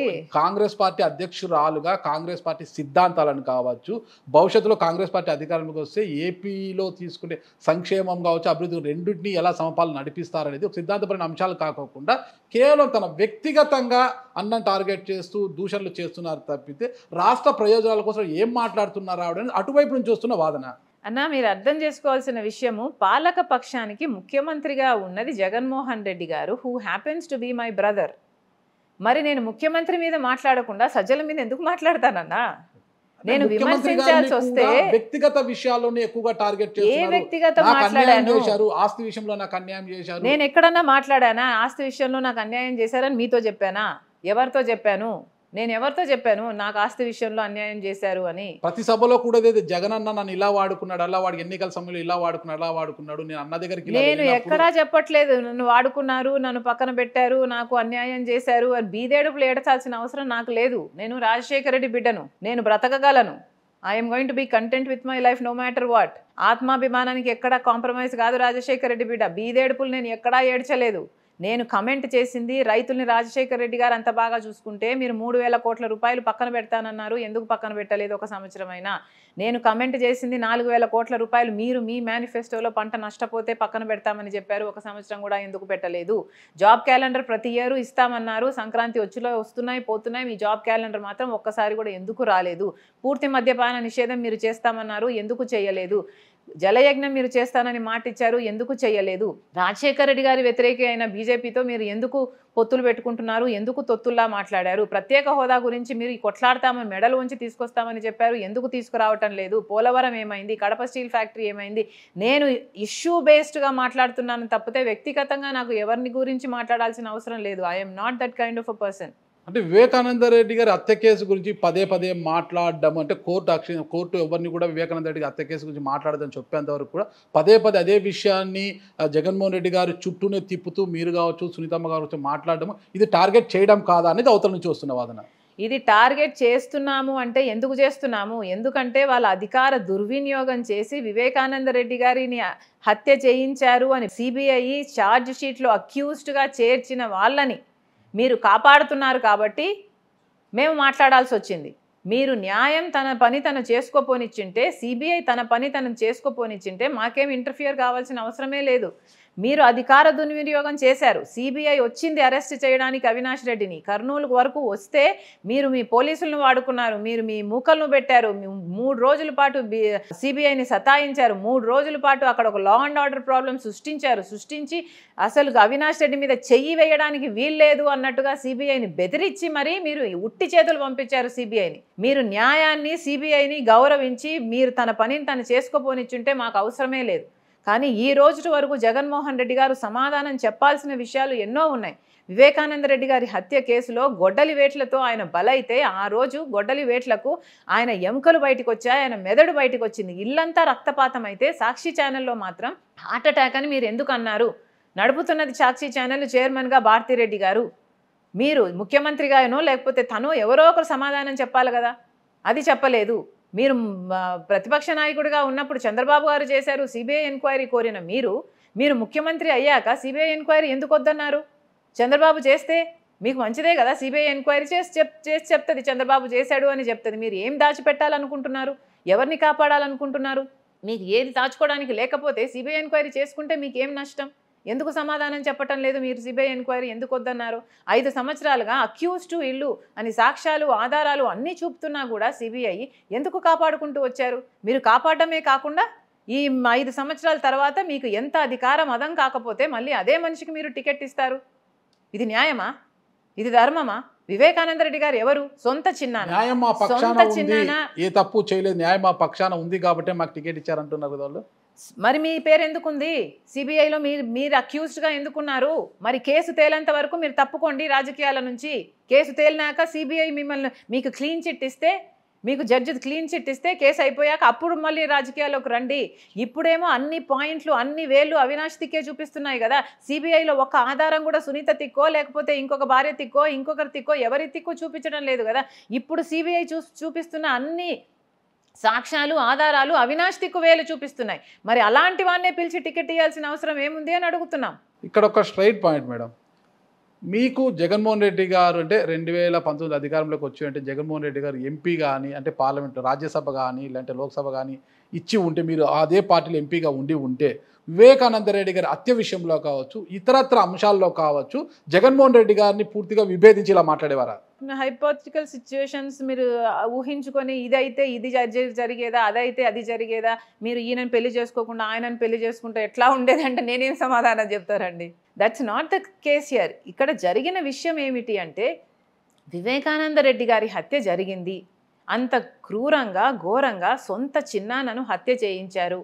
హత్య చేయించిన వాళ్ళు వీళ్ళు అని సిబిఐ అన్ని సాక్ష్యాలు ఆధారాలు చూపిస్తున్నా కూడా మీరు వాళ్ళ మీద ఏ చర్యలు తీసుకోకుండా వాళ్ళని కాపాడడమే కాకుండా వివేకానంద రెడ్డి గారి క్యారెక్టర్ అసాసినేషన్ ఎందుకు చేస్తున్నారు? వివేకానంద రెడ్డి గారి వ్యక్తిగత జీవితం ఎందుకు లాగుతున్నారు? పైనేమో రాజశేఖర రెడ్డి గారి ఫోటో ఉంటుంది, సాక్షి అని పెద్ద బ్యానర్ పెడతారు, కిందేమో ఆయన సొంత తమ్ముడు రామునికి లక్ష్మణుడు ఎలా పనిచేశాడో అలా పనిచేశాడండి వివేకానంద రెడ్డి గారు. ఈయన కింద ఈయన ఫోటో పెట్టి ఈయన క్యారెక్టర్ అసాసినేషన్ రామలక్ష్మణ్ లాంటి వాళ్ళు మేడం. రాజశేఖర రెడ్డి గారు వివేకానంద రామలక్ష్మణ్ లాంటి వాళ్ళు ఎవరు కాదలేదు, మీరు కూడా అంటున్నారు రామలక్ష్మణ్ లాంటి వారే. నాన్న చూస్తే ప్రజల కోసం వెళ్తూ అసలు భాష నాన్నగారు, చిన్నాన్న చూస్తే అయిన వాళ్ళ చేతుల్లో బలయ్యాడనేది ఆరోపణలు ఉన్నాయి, అయిన వాళ్ళ చేతుల్లో బలైపోయాడనేది. కానీ రాజశేఖర రెడ్డి గారు కుమార్తెగా మీరు, వివేకానంద రెడ్డి గారి కుమార్తెగా సునీత గారు ఇద్దరు కూడా న్యాయం కోసము జోలపట్టి అడగాల్సిన పరిస్థితి వచ్చింది ఈరోజు. మరి ఆ నాన్న చిన్నాన్న యొక్క మనసులు ఏముంటాయి అసలు? ఆ పరిస్థితి ఎందుకు వచ్చిందంటే ఏం చెప్తారు అసలుకి? ఇద్దరు ఆడబిడ్డలు కొంగు పట్టి జోలబట్టి న్యాయం కోసం అర్థించే పరిస్థితి వచ్చిందంటే ఎందుకు ఈ పరిస్థితి వచ్చిందంటే కారణం ఏమంటారు? అసలు కారకులు ఎవరు, కారణం ఏమైంది? దురదృష్టం అండి. It's very unfortunate. ఒక్కసారి గుడ్డిగా నేను ఇంతే, నేను ఇదే నమ్ముతా, నేను ఇదే ఈ మార్గంలోనే పోతా, నాకు వీళ్ళే కావాలి అని ఒకరి చేతుల్లో మీరు రిమోట్ కంట్రోల్ కాకుండా ఫ్యామిలీ అందరి గురించి ఆలోచించి వివేకానంద రెడ్డి గారు ఎవరు, వివేకానంద రెడ్డి బిడ్డ, వివేకానంద రెడ్డి భార్య, వాళ్ళు బాధితులు, చిన్నాన్న చనిపోయాడు, వాళ్ళ కాన్ఫిడెన్స్ కలిగించాల్సిన అవసరం ఉంది. ఒకవేళ వాళ్ళ సిబిఐ ఎంక్వైరీ వాళ్ళకు సాటిస్ఫాక్షన్ కలిగిస్తుంది అంటే సిబిఐ ఎంక్వైరీ వేద్దాంలే అన్న మీ ఓపెన్ మైండెడ్నెస్తో జగన్మోహన్ రెడ్డి గారు ఉండుండి సిబిఐ ఎంక్వైరీని దాని పద్ధతిలో అది చేసుకొని పోనిచ్చుంటే, ఒకవేళ అవినాష్ రెడ్డి గారిని అరెస్ట్ చేయనిచ్చుంటే because he is the accused, వాళ్ళైనా కూడా సాక్ష్యాలు ఆధారాలు ఏమీ లేకుండా కేసు నడవకుండా కేసులో బలం లేకపోతే అవినాష్ రెడ్డి క్లీన్గా బయటకు వస్తాడు కదా. వాళ్ళకైనా ఎందుకు భయము? మీ ఫోన్ అయినా ఇంకోటైనా సాక్ష్యాలైనా ఇదిగో తీసుకోండి, మాకు దాపెట్టడానికి ఏమీ లేదు అని మీరు ఇచ్చి సరెండర్ చేయొచ్చు కదా. అలాంటివి చేయకుండా సిబిఐ దగ్గరికి పోవడానికే మీరు జంకుతూ, సిబిఐ అరెస్ట్ చేస్తానంటే మీరు లా అండ్ ఆర్డర్ ప్రాబ్లం సృష్టిస్తూ ఇలా అడుగున మీరు న్యాయానికి అడ్డుపడుతుంటే మరి బాధితులకు ఎట్లుంటుందండి? జరుగుతుంది మేడం. ఓకే, వివేకానంద రెడ్డి హత్య విషయంలో మీ కుటుంబంలో వైఎస్ షర్మిల గారు, సునీత గారు మాత్రమే ఒకరుగా ఉన్నారు, కుటుంబ సభ్యులంతా కూడా అటువైపే ఉన్నారు కదా. మరి ఏంటి పరిస్థితి అసలుకి? అంతే అండి. మేనత్త విమలమ్మ గారు కూడా మీకు వ్యతిరేకంగానే మాట్లాడుతున్నారు, చాలా వ్యతిరేకంగా మాట్లాడుతున్నారు. అలా చెప్పుకుంటే మీ కుటుంబంలో చాలా మంది కూడా మీకు వ్యతిరేకంగా, మీరిద్దరే ఒక జట్టుగా ఉండి ఈరోజు న్యాయం కోసము అర్థిస్తున్నారు. న్యాయం జరుగుతుందంటారా? మీ కుటుంబం అంతా ఒకవైపు, మీరిద్దరు ఆడబిడ్డలు ఒకవైపు ఉన్నారు. పాండవులు 5 మందే, కౌరవులు ఎంతమంది?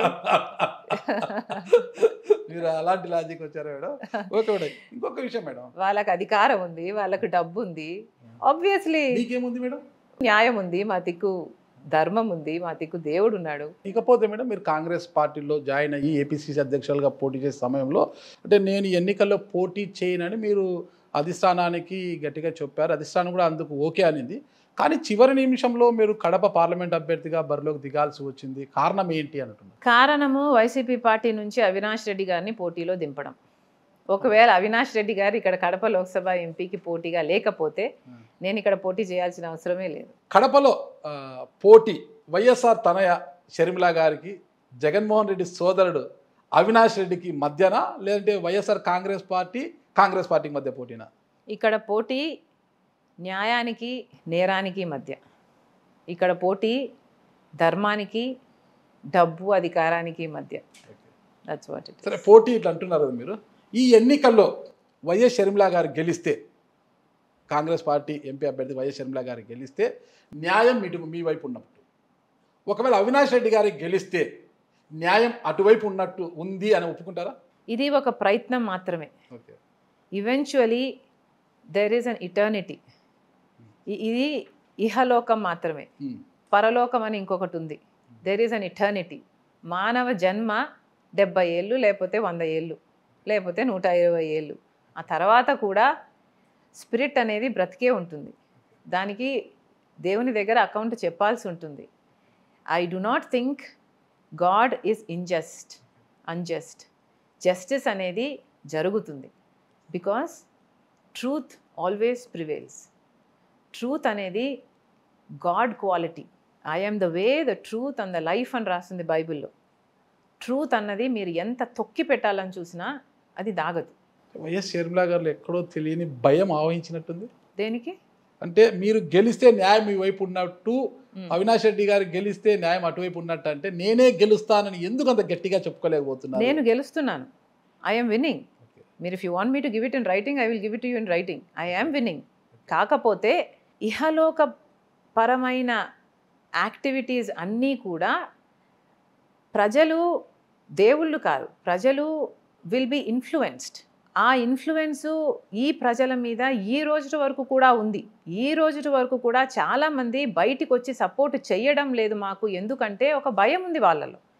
అధికారంలో ఉన్న వాళ్ళు, డబ్బులున్న వాళ్ళు, మాకు నష్టం జరుగుతుంది కదా, మమ్మల్ని బెదిరిస్తారు కదా, మా మీద కేసులు పెడతారు కదా, మాకు వచ్చే బెనిఫిట్స్ కానీ వెల్ఫేర్ స్కీమ్స్ కానీ తీసేస్తారు కదా, ఇలాంటి భయాలు ప్రజలలో ఇంకా ఉన్నాయి.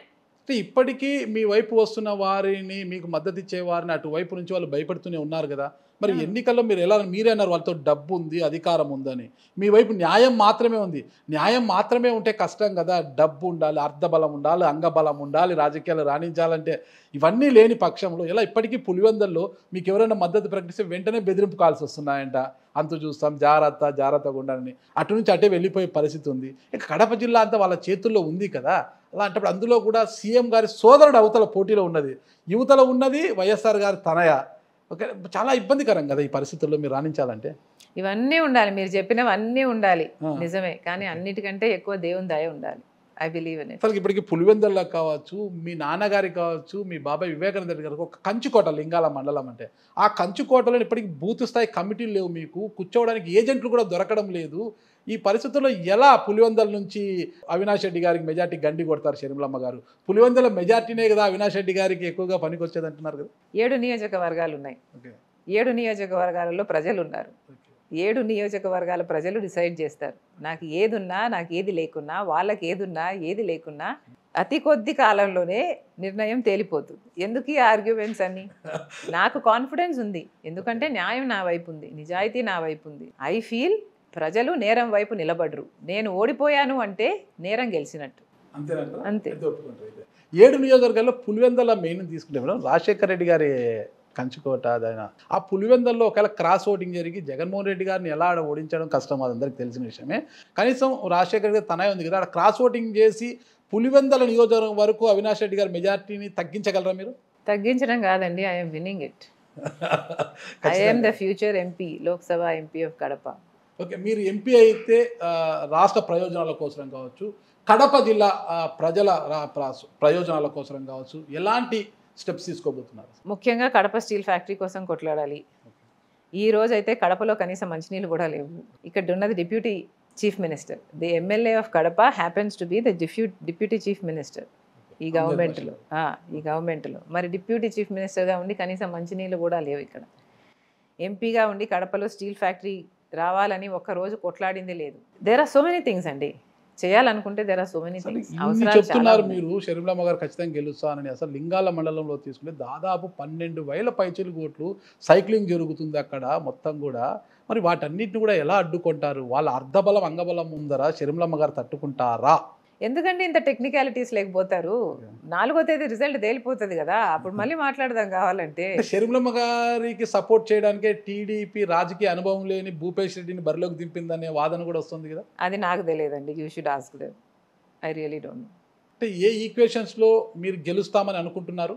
మీకున్న బలం ఏంటి? మీకు అనుకూలించే అంశాలు ఏంటివి? న్యాయం నా వైపు ఉంది. వివేకానంద రెడ్డి గారి హత్య జరిగి 5 సంవత్సరాలు అయింది. న్యాయం ఒకవైపు ఉంది, నేరం ఒకవైపు ఉంది. ప్రజలు నిర్ణయించుకోవాలి న్యాయం వైపా నేరం వైపు. కేవలం అదే వివేకానంద రెడ్డి హత్య విషయమే ప్రామాణికం అంటారా మీ గెలుపుకి? నేను నిలబడిందే అందుకండి.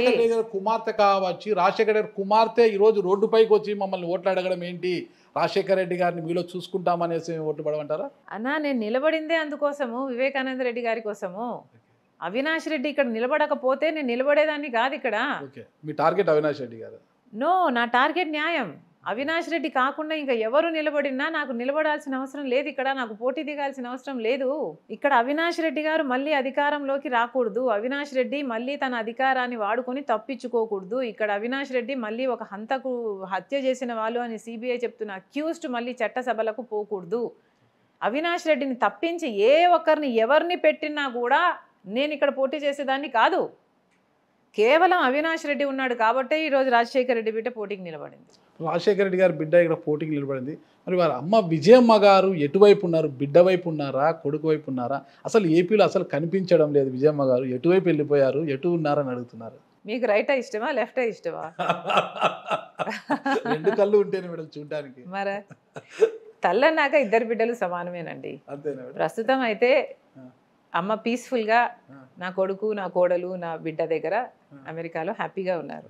అంటే అప్పుడు ఎడమ కన్ను ఇష్టమా, కుడి కన్ను ఇష్టం అంటే ఏం చెప్పాల్సి వస్తుంది? అదే అండి మీరు చెప్పారు. కుమార్తె అంటే మనవడు మనవరాల దగ్గరికి వెళ్ళారు కదా, అక్కడ కూడా మనవరాళ్ళు ఉన్నారు కదా, ఇంకొక కంట్రీలో మనవరాలు ఉన్నారు కదా. మరి తనకి ఎక్కడ కంఫర్ట్ ఉంటే అక్కడ ఉంటారు.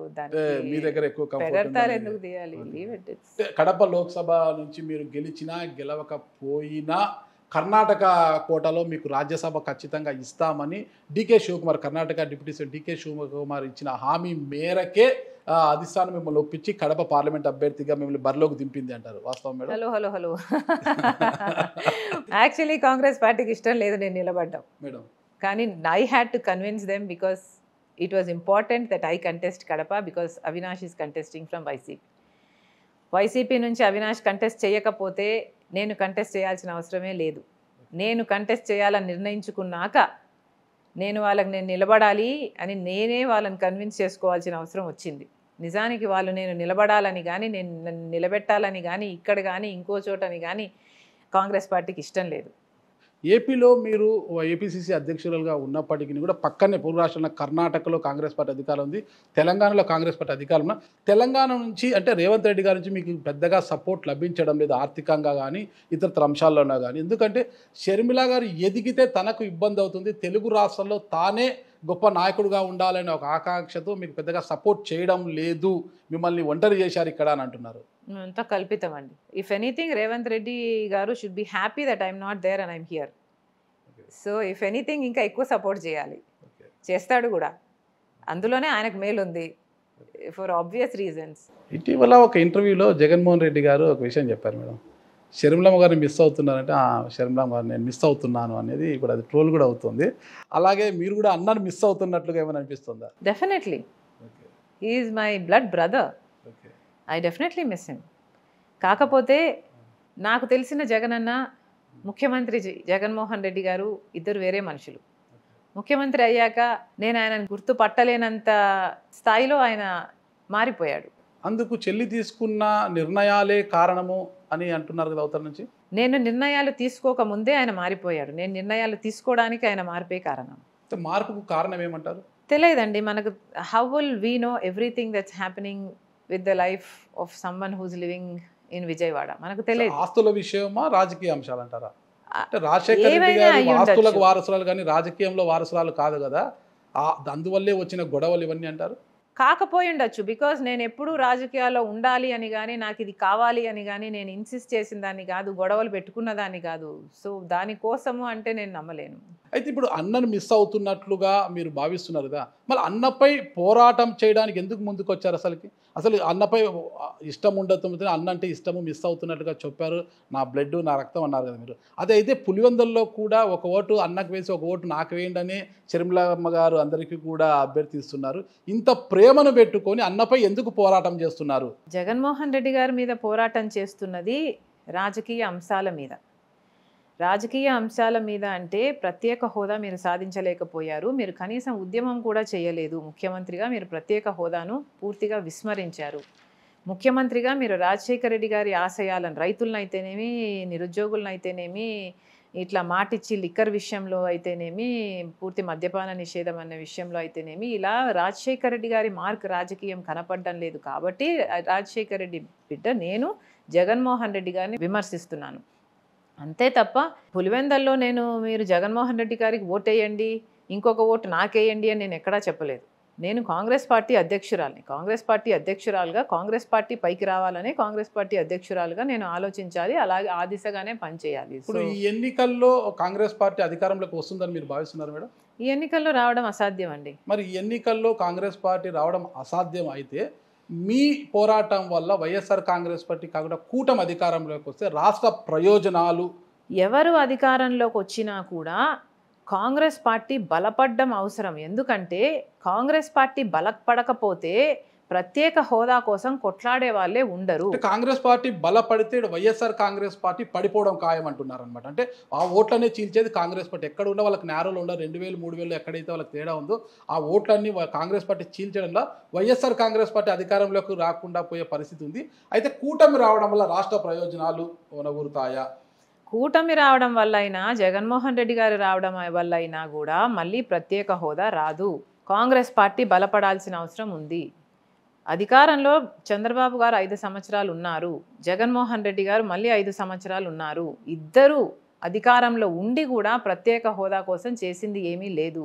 రాష్ట్రం బాగుపడాలి అంటే కాంగ్రెస్ పార్టీ పైకి రావాలి, బలపడాలి, అధికారంలోకి రావాలి.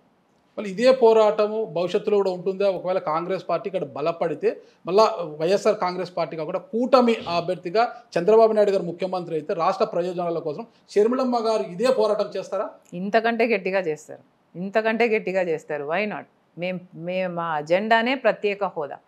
ప్రత్యేక హోదా వచ్చేంత వరకు ఈ పోరాటం ఆగేది లేదు, ఎవరి మీద అయినా సరే. రాజశేఖర రెడ్డి గారి ఆశయాల సాధన కోసం భవిష్యత్తులో మీరు తీసుకునే నిర్ణయాలు ఎలా ఉన్నాయి? మీరే చెప్తున్నారు ఆన్సర్. రాజశేఖర రెడ్డి గారి ఆశయ సాధన కోసం ఎలాంటి ఇప్పుడు రాజశేఖర రెడ్డి గారు సంక్షేమాన్ని కావచ్చు అభివృద్ధిని కావచ్చు రెండు సమపాలలో చూశారు. మీరు అన్నారు ఇప్పుడు ఎడం కన్ను ముఖ్యమా కుటుంబ కన్ను ముఖ్యమా కుడి కన్ను ముఖ్యమా అంటే అలా కాకుండా రాజశేఖర్ 2 కళ్ళు ముఖ్యమంటూ సంక్షేమాన్ని ఒక పక్క పరుగులు పెట్టిస్తున్న అభివృద్ధిని కూడా పరుగులు పెట్టించారు. ఇరిగేషన్ ఆయన హయాంలో ఎలా ముందుకు పెరిగిందో మీకు తెలుసు. అంటే షర్మిలమ్మ గారు కూడా ఆ విధంగా ముందుకు వెళ్ళే అవకాశాలు ఉన్నాయా? అదే రాజశేఖర రెడ్డి గారిని నాన్నని నేను చాలా దగ్గరగా చూసిన దాన్ని, ఆయన మనసు ఎరిగిన దాన్ని. నేను ఏ డిసిషన్ తీసుకున్నా ఏ పోరాటం చేసినా ఆయన ఆశయాలకు అనుగుణంగానే ఉంటాయి. గతంలో వైఎస్ రాజశేఖర గారు బతుకున్నప్పుడు ఆయన వెంట ఆయన అనుయాలుగా చెప్పుకొని తిరిగే వారంతా కూడా ఈరోజు వైఎస్ఆర్ కాంగ్రెస్ పార్టీలో ఉన్నారు. ఆ రోజు కూడా మిమ్మల్ని వైఎస్ఆర్ గారు కుమార్తెగా చాలా గొప్పగా చూసిన నాయకులు కూడా ఈరోజు అక్కడే ఉన్నారు. అలాంటి వారంతా ఈరోజు మిమ్మల్ని టార్గెటెడ్గా మాట్లాడుతున్నారు. అంటే జగన్మోహన్ రెడ్డి గారు మాట్లాడకపోయినా ఆయన చుట్టూ ఉండే పరివారం మాత్రం చాలా గట్టిగా టార్గెటెడ్గా మాట్లాడుతున్నారు మిమ్మల్ని. ఎలా అనిపిస్తుంది మీకు అసలు? బాధేస్తుంది. ఆబ్వియస్లీ అధికారం వాళ్ళకు ఉంది. ఈ 5 సంవత్సరాలు విపరీతంగా డబ్బు సంపాదించుకున్నారు. సో అధికారము డబ్బుతో కూడిన మదం కూడా ఉంటుంది వాళ్ళకి. రాజశేఖర రెడ్డి గారిని ఎవరైతే తిట్టారో అసెంబ్లీలో సైతం విజయమ్మ గారి చేత కంటితడి పెట్టించారో ఆ బొత్స గారు ఈరోజు మంత్రి. అలాంటి వాళ్ళు ఎంతోమంది ఉన్నారు జగన్మోహన్ రెడ్డి గారి దగ్గర. అలాంటి వాళ్ళు జగన్మోహన్ రెడ్డి గారికి ముఖ్యమైపోయి ఇంకా ఆయన వాళ్ళని ఎత్తిన పెట్టుకొని వాళ్ళ మాటలకు విలువిస్తుంటే ఇంకా దానికి there is nothing we can do. బాధపడతాం, కొంతసేపు బాధపడతాం, విల్ లీవ్ ఇట్. పులివెందుల్లో వైఎస్ షర్మిల గారు ఒకవైపు, సునీతమ్మ గారు ఒకవైపు, అవతల వైపు నుంచి భారతిరెడ్డి గారు అవినాష్ రెడ్డి గారు వైఫ్ కూడా ఎన్నికల ప్రచార భాగంలో పాల్గొంటున్నారు కదా, అంటే వాళ్ళకు వచ్చిన ఆదరణ మీకు రావడం లేదు అని అంటున్నారు. ఎవరంటున్నారు? మీరు అంటున్నారా? నేను అనడం లేదు మేడం, ఇది నా వాక్య కాదు. వైసీపీ నుంచి నేను ఎక్కడా వినలేదు. మాకు బ్రహ్మాండమైన ఆదరణ ఉంది. మమ్మల్ని పిలిచి మరి అమ్మా వివేకానంద రెడ్డి గారికి న్యాయం చేస్తామని చెప్తున్నారు. ఏపీసీసీ అధ్యక్షురాలుగా ఏపీ ప్రజలకు మీరు ఇచ్చే సందేశం ఏంటి మేడం? 5 సంవత్సరాలు చంద్రబాబు గారిని ముఖ్యమంత్రిగా చూశారు, 5 సంవత్సరాలు జగన్మోహన్ రెడ్డి గారిని ముఖ్యమంత్రిగా చూశారు. 10 సంవత్సరాలు అయింది మన రాష్ట్రం ఏర్పడి. కనీసం పట్టుమని 10 కొత్త పరిశ్రమలు కూడా రాలేదు మన రాష్ట్రంలో. అభివృద్ధి ఎక్కడా కనిపించడం లేదు, కనుమరుగైపోయింది. ఇతర రాష్ట్రాలన్నీ వేగంగా దూసుకుపోతున్నాయి అభివృద్ధిలో. మన రాష్ట్రం బాగుపడాలి అంటే మనకు ప్రత్యేక హోదా రావాలి. ప్రత్యేక హోదా మన ఊపిరి లాంటిది. ప్రత్యేక హోదా కోసం అందరూ కొట్లాడాలి. చంద్రబాబు గారైనా జగన్మోహన్ రెడ్డి గారైనా ప్రత్యేక హోదాను, పోలవరంని, రాజధానిని, కడప స్టీల్ ఫ్యాక్టరీని అన్ని బీజేపీ పార్టీకి తాకట్టు పెట్టారు వాళ్ళ స్వప్రయోజనాల కోసం. ఇప్పటికైనా ప్రజలు కళ్ళు తెరవాలి. కాంగ్రెస్ పార్టీ మాత్రమే ప్రత్యేక హోదా తేగలదు. ఇతర అన్ని అంశాలలో, అన్ని వాగ్దానాలలో, అన్ని హామీలు కాంగ్రెస్ పార్టీ మాత్రమే నెరవేరుస్తుంది. కాంగ్రెస్ పార్టీ వేరే పార్టీ కాదు, పరాయి పార్టీ కాదు, రాజశేఖర రెడ్డి గారి పార్టీ, మీ పార్టీ. ఒకప్పుడు మీరు ఆదరించిన పార్టీ. ఆ పార్టీని మళ్ళీ ఆదరించండి, హక్కున చేర్చుకోండి, ఆశీర్వదించండి. మళ్ళీ రాజశేఖర రెడ్డి గారి సంక్షేమ పాలన ప్రతి గడపకు రాజశేఖర రెడ్డి బిడ్డ తీసుకొస్తుందని మీకు మాటిస్తున్నాం. సుమన్ టీవీలో మీ పర్సనల్ అండ్ బిజినెస్ ప్రమోషన్స్ కోసం కింది నెంబర్కి కాంటాక్ట్ చేయండి.